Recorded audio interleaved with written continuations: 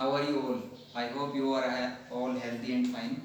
So, in social science, we have discussed two chapters of geography and two chapters of civics. Now we will start history.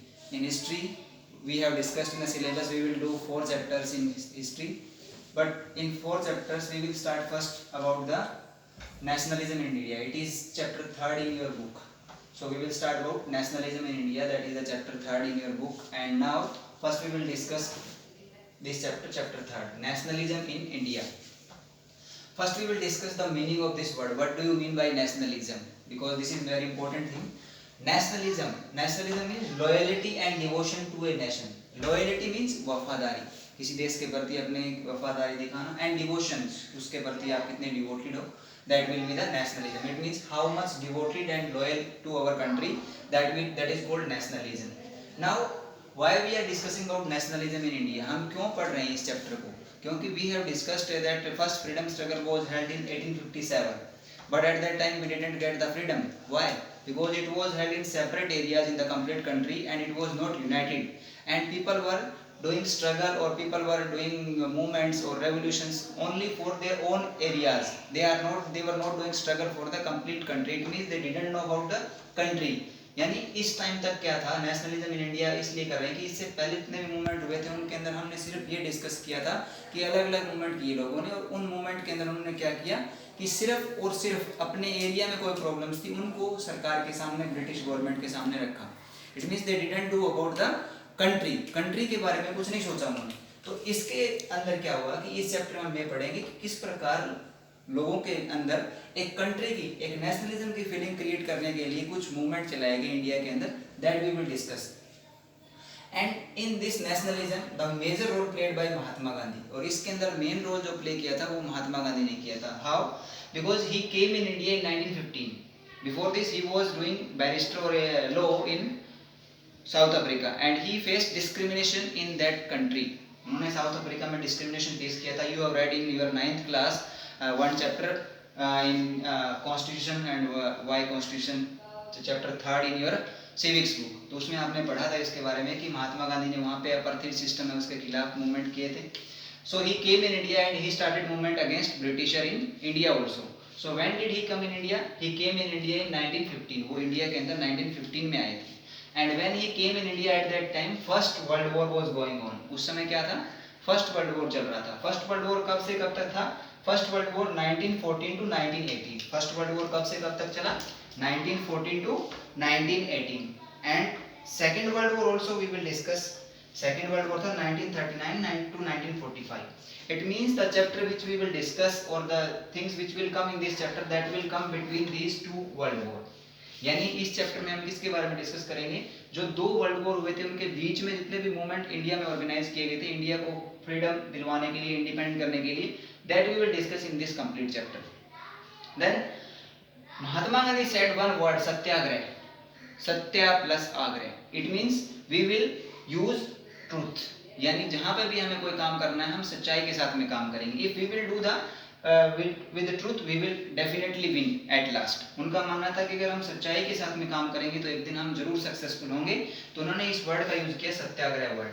This word he has used for the movement. यानी उन्होंने जितने भी movement चलाए उन्होंने उसको नाम दिया satyagraha movement. And the meaning of this word is power of truth. सच्चाई की हमेशा जीत होती है. Know very well about this. And need and और सर्च ऑफ ट्रूथ. और उन्होंने कहा कि सच्चाई में पावर होती है. और दूसरा क्या कहा गया है कि इसकी सच्चाई के लिए हमें क्या करना है? हमें सर्च करना है, खोज करना है कि we should do the work in favour of truth. अब उन्होंने क्या किया इसके बाद में? महात्मा गांधी जब इंडिया में आए 1915 के बाद में, तो 1916 से लेकर 1918 तक, from 1916 to 1918 he has organised 3 satyagraha. उन्होंने क्या किया? 3 मूवमेंट्स ऑर्गेनाइज किए जिनको हम सत्याग्रह बोलते हैं. उन्होंने 3 मूवमेंट किए, सत्याग्रह मूवमेंट 1916 से 1918 तक. वो कौन से थे 3 सत्याग्रह movements?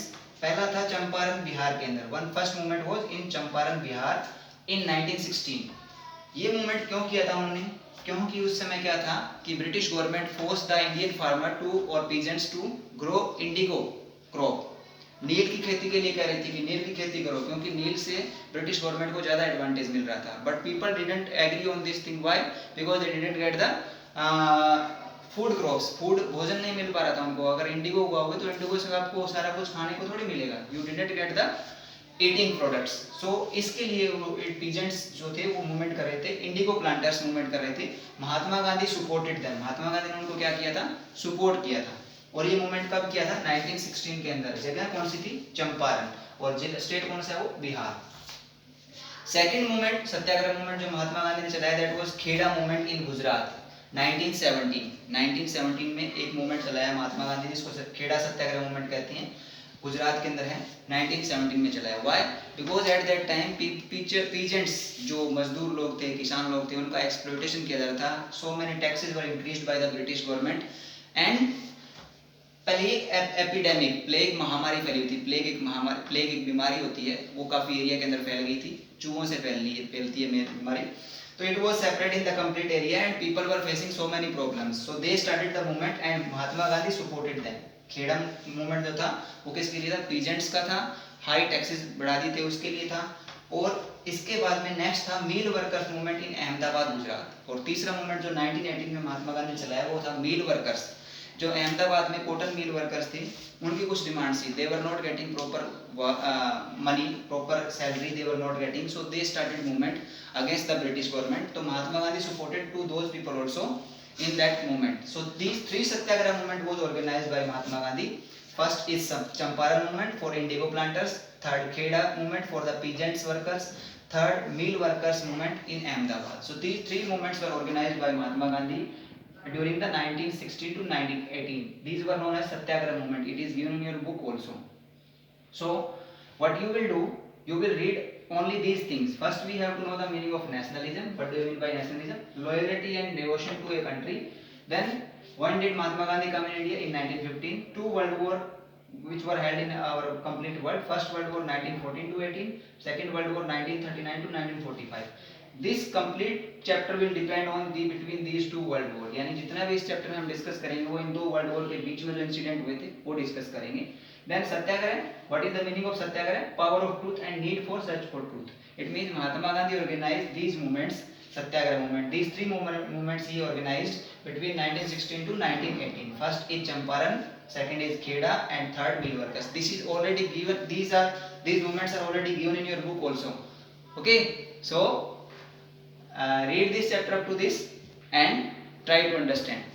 Okay, thank you. Have a nice day.